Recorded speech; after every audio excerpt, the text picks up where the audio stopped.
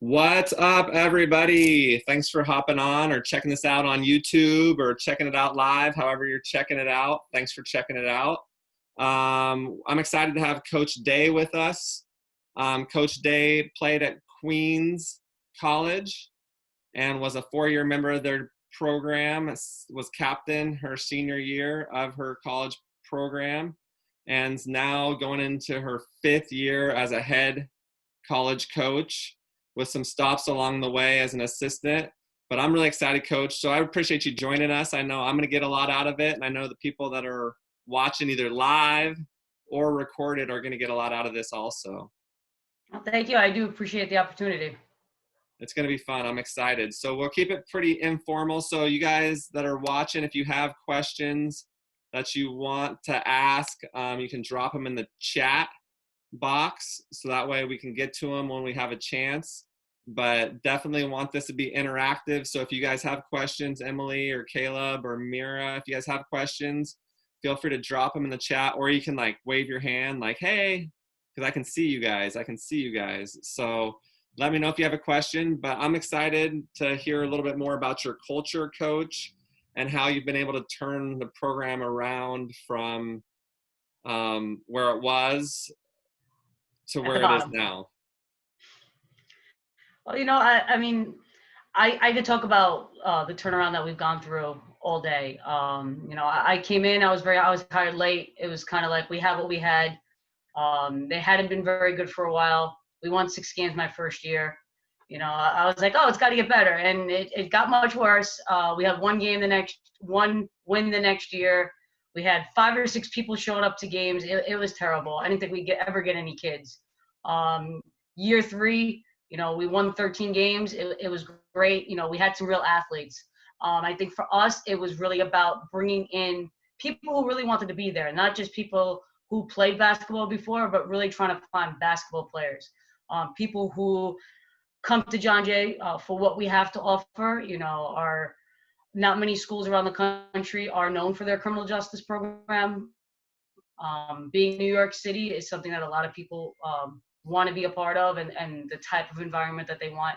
And for us, it's really just finding the right fit, and to find the fit for good people. To me, you could be a great basketball player, but if you're a terrible teammate, you got to go. It is team first. It is all about the ultimate goal. Sometimes you do have to sacrifice a little bit of yourself for others.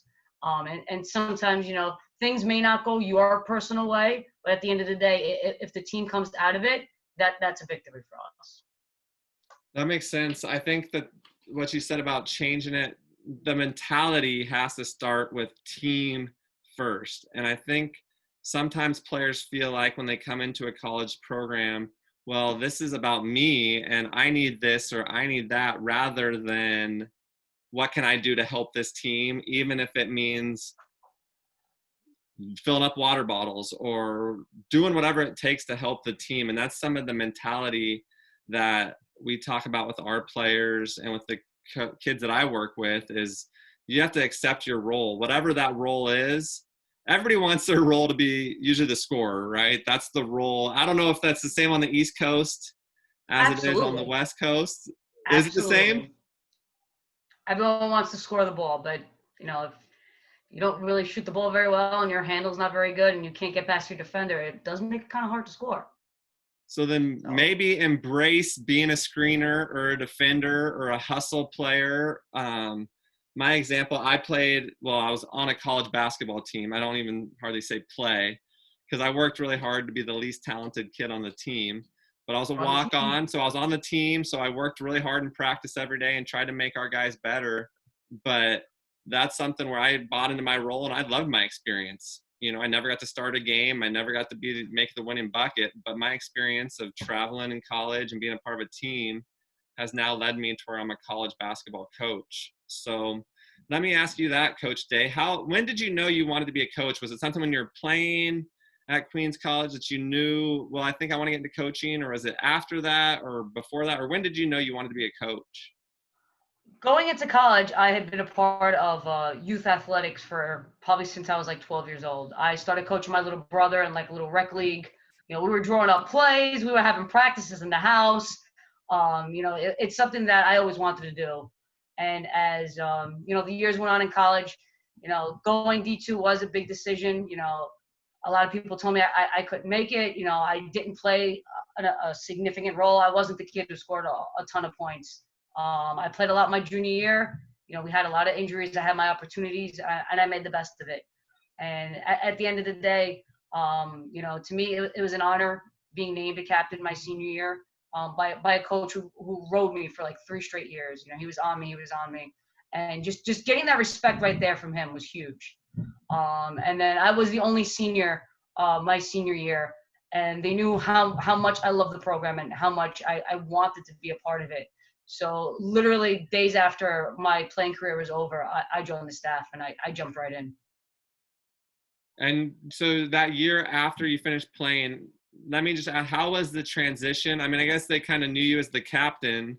It was but weird. Did your role have to change significantly as graduate assistant? Or were you a graduate assistant? Was that the title? I was an assistant coach. I had the title of Division II assistant coach at the age of 22. So I thought that was a great jumping point for my coaching career. Absolutely. But it was weird because I was coaching my friends. It wasn't, hey, let's go hang out after practice. It's like, I'm going to go hang out with the 50-year-old men in the office while you guys change and go out and go have fun. So, it changed literally my friendships. Some of my best friends were still there. We went through so much together. And now all of a sudden, you couldn't be friends. You had to be, you could be friendly. It was tough. And at times I did think I made a mistake, but ultimately I'm really, really glad that I did stick with it. Well, it's led you to where you're at now and had a very successful year and going into your 5th year now as a head college coach. So it seems to have worked out all right. Oh, absolutely. I would never change a thing. That's awesome. Well, if you guys have questions, if you guys want to drop something below, or if you have something you want to ask Coach, definitely you can put that in the chat box. What about your culture? How do you establish, or do you have core values, slogans, sayings, standards? How do you, when you're recruiting or when somebody asks, what's your culture like? How do you handle that? Well, obviously, teams need rules.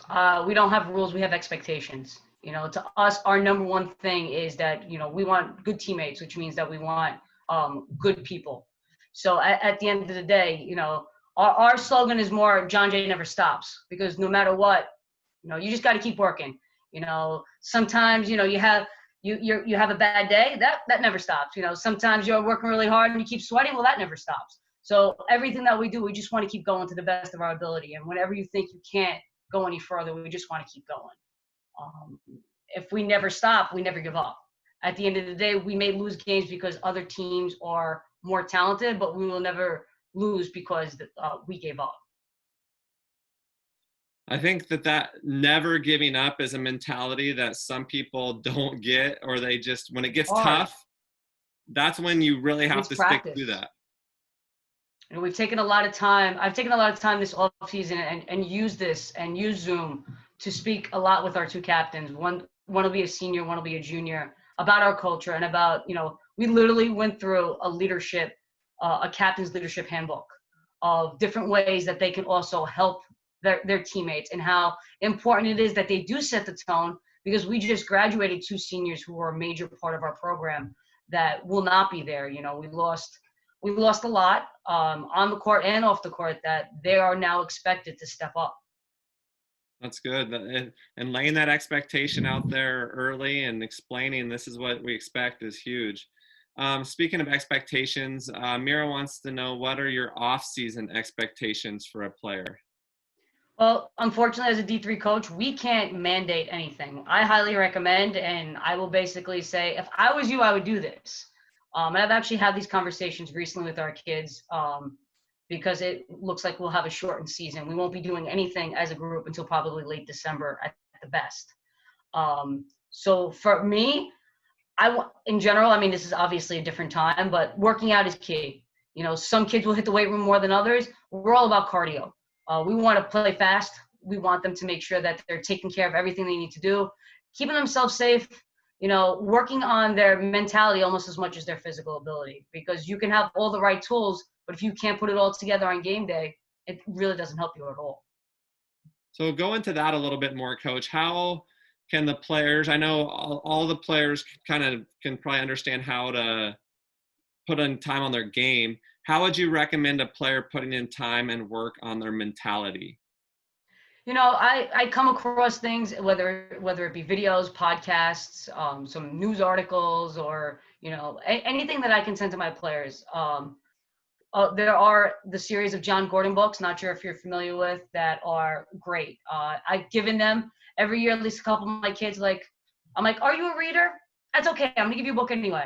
Doesn't And matter. some of them, it doesn't matter. I'm gonna give it to you anyway. And some are like, Coach, that's pretty good. I'm like, it's a quick read. They tell a story, and then it's something that we can talk about. He actually recently came out with a book that does deal the garden. The He just came out Garden. with the garden. I haven't read The Garden yet. It literally just came out. I was part of the launch team, so I got a copy of it ahead of time, and I was able to read it. And the timing that it does talk a lot about stress and anxiety, which a lot of our players, this was the most anxious team we've ever had. We bought kinetic sand. We did everything that we could to try to get them to help them focus in. Some kids just needed to talk. Some kids, they wrote things out. Some kids, a couple of our kids, almost every morning, I would send a quote, and they were sending quotes back to me. It really depends. Some kids really didn't want to work on it, and some really, especially now, they're like, Coach, I got to get it together. And for me, if they can get it together on the court, they'll definitely have it together off the court, which is even more important. I think that's great. John Gordon is one of my favorites. It's easy reads. The Coffee Absolutely. Bean. Podcast is great too. What was the other one? The podcasts are great too. Oh yeah, Positive You. Mm-hmm. Yeah, he's got his, and they're easy to read. The Energy Bus is one of my favorites. Yep. The Coffee Bean. He's got a lot of really good books. So if you guys don't know, now you know.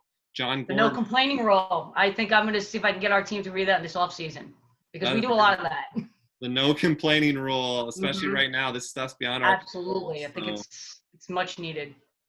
Let's see what Emily, or what happened, what most helped turn your team's season around for the better?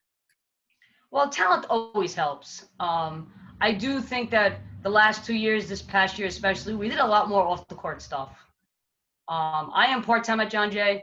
I'm literally walking in the door. I have a separate job. I'm walking in the door 15, 20 minutes before practice. So we don't have a lot of time before practice. I'm not there in the off season. I'm not there during the day for them to come and hang out. So we do try to maximize our time together after practice. We played a lot of games together. We did a lot of cahoots together. We played bingo. That got hostile because there was candy as a prize. We played a lot of different games. We watched movies together, and this is something that we all still talk about in our group chat. I think our group chat was the first year that people actually responded other than a thumbs up. Okay, practice is canceled. Yay. But I do think that we spoke a lot more. We talked a lot more. We learned more about each other.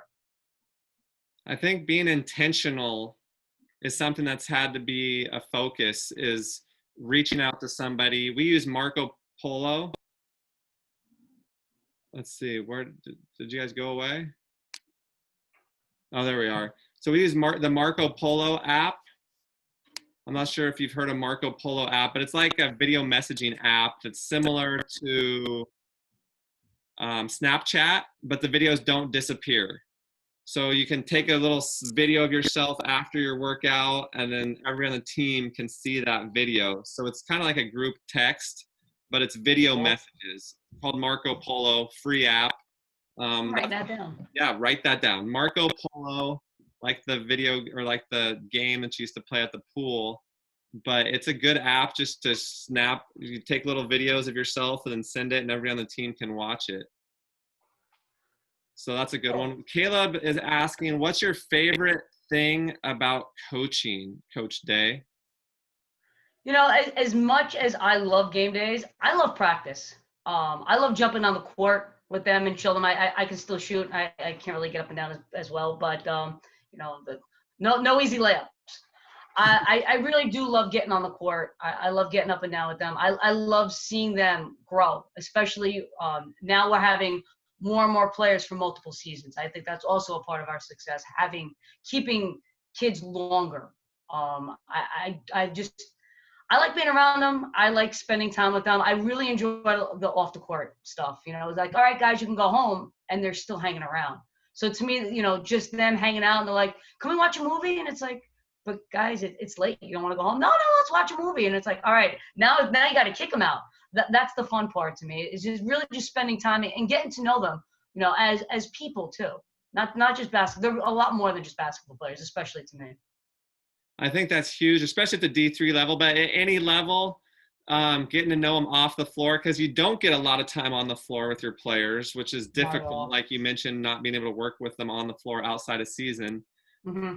is difficult, right? But you get to Absolutely. have those off floor interactions, and you can still do things like that. So that how many, so do the players live is on campus housing or apartments, or where do the players stay? Well, we have off-campus housing. It's about 2 miles away, a couple of subway stops, so like a 15-minute commute. This past year, we had 2 players in the dorms. Everyone else basically commuted because everyone else is pretty local. Um, Eventually, when we get back, we'll have 5 in the dorms this year. And for the 21-22 season, it probably will be the majority of the team will end up dorming.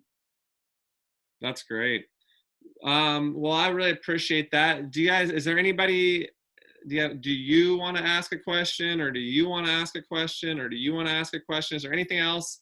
I appreciate you taking the time, Coach, and hopping on and sharing some information and some knowledge. Let me ask how, let's see, how do you find a recruit? For example, if I go to a small school, so it's harder for you to find me. How are you discovering players? Well, we've gotten very, very creative during this. You know, especially for us, you know, being able to hit the local schools and the local coaches. You know, I've basically spent my entire career in the same general area. So it does help that I do know a lot. I've had a lot of out-of-state interest. One of our top recruits is from Ohio. She found us. The amount of kids who actually reach out to us because of criminal justice, because of forensics, especially, that's huge. Because of our position, I do usually use AAU as the majority of our recruiting for the year. So things are a lot tougher. We do rely a lot on film, and a lot of communication. You know, there'll be times where we only meet once or twice in person before the kid actually comes on campus. And sometimes it works out amazingly, and sometimes it doesn't. What positive I can take from this is it's forcing me to make more phone calls. You know, I do have more time. You know, the players are sitting home, have more time. And to me, you know, I do understand how weird it could be for a 16, 17, 18-year-old to talk to some almost 40-year-old lady on the phone which they barely know. But I've actually had some great conversations, like 45 minutes, an hour long with some recruits, really trying to just to kind of get to know them so they can really kind of just see my personality. You know, it's one thing to be like, yeah, I like to joke around. To read that in a text message and then to have a conversation with me or Zoom or FaceTime, you know, we've pretty much done it all at this point. But, you know, a lot of this, especially if you're outside, you know, that New York, New Jersey, Pennsylvania area, you know, kids are reaching out to us. You know, we do look at some of the free recruiting websites. A lot of times I'm reaching out to multiple coaches. I've used social media. Anyone who has followed us on either Twitter or Instagram, you know, if they look like they're a basketball player, I'll DM them like, hey, would you like to learn more? I've had a handful never reply. I've had a handful reply back, and we've started great conversations. You know, I'm here to help. I coached AAU for years, so I do want to help if I can, even if it's not to us. Just hopefully not to our competitors. Right, none of our rivals. You can go No, anywhere no, as not long in as it's conference. competition. Yeah, nope, don't go there. I think that's good advice, and I think right now the squeaky wheel gets the grease. So I think instead of just shotgun approaching, sending out your email to 500 schools, hoping somebody takes a look, find 10 schools that are realistic, and then reach out to their coaches. If they don't reply, follow up. And that's what I mean Yep. by the squeaky wheel gets the grease. Sometimes the person finds me, and then they follow up with me, and then they send me an email, and then they say, hey, coach, can we talk? Hey, can I give you a call sometime because I want to hear more? You know, and so it's easier if they're in, you don't want to be a pest, but there's also No, but follow-up's not bad. It happens. right? Sometimes, you know, I see an email, I saw it, I thought I replied, and I didn't. It does happen. So just following up and making a phone call. Like you said, everybody likes to send messages, and not many high school kids like to talk on the phone. But if you are going to talk on the phone, show your personality, smile. When you answer the phone, you should be smiling, because I know I don't like it as a coach when I'm trying to pull teeth, when I'm asking open-ended questions and they're still replying yes and no. And I'm like, okay, so anything else? All right, talk to you later. Bye. I mean, and that's why I'm I'm not going glad to sit there. everybody that's watching had a question ready. And I think it's important, because if I say, well, do you have any questions for me? And if everybody says, well, no, I'm like, well, that either shows that maybe you're not as interested, or, so I think having a question prepared that you're going to be able to ask a coach. If you're going to call them, prepare a little script for if they don't answer, so that way you can leave them a concise message, so you're not hey, this is because after a while. I know some basics about the school. I like kids contact me like, what division are you? Not for nothing, you could be like, hey Siri, what division is John Jay College? It's not that hard to find the basic information. Trying to explain like the very basic simple things. Hey, do you offer education? No, we don't. It's not hard. John Jay College majors, we don't offer an education program. Just knowing the basics and showing that you took some time. I've gotten emails that say, hey coach, I think you'd be a great fit for me. I can't wait to go to John Jay and be a bloodhound and, come out of this with my education degree. And it's like, I feel like I think this they was got your an school email right, that, coach. I've got some that they forget to change the name of my school even, right? absolutely, it's happened. And it's kind of like, I can't help you fine. there at Brooklyn College, right? Hey, sorry, I'm the coach. Especially them. Not going to help you. Good luck. Good luck with those guys. Yeah, but the emails, like you said, like if they say, oh, congratulations on a great year. Well, did you look at our record? Like, I got that on a 1-win season. I'm like, you're not looking. You're not at not all. doing any research. You're just blanket emailing, or they don't know how to blind carbon copy even. So I've seen some that just show like all of the return emails that they send it out to, and I'm just like, I'm very interested in your program. All 47 of them. Like, exactly. Whichever one will take me. Next, right? Well, that's great. Well, I think that was a lot of good information. Hopefully you guys got something out of it. I know I did. I really enjoyed talking to you today, Coach Day. And if there's anything I can do to help out here in Oregon, let me know. I'll definitely be in touch, and I appreciate you hopping on and sharing some information about your school and program. And I'm excited to see that next step. You've got it turned around and going the right direction. And now I think you're going to keep it rolling, it sounds like. So I'll be following you guys. I'll be following you. Hopefully we're all playing. Hopefully Thank you, guys. Playing. All right, Stay guys. safe. Wear a mask. Wear a mask. Be safe. Wear a mask. Absolutely.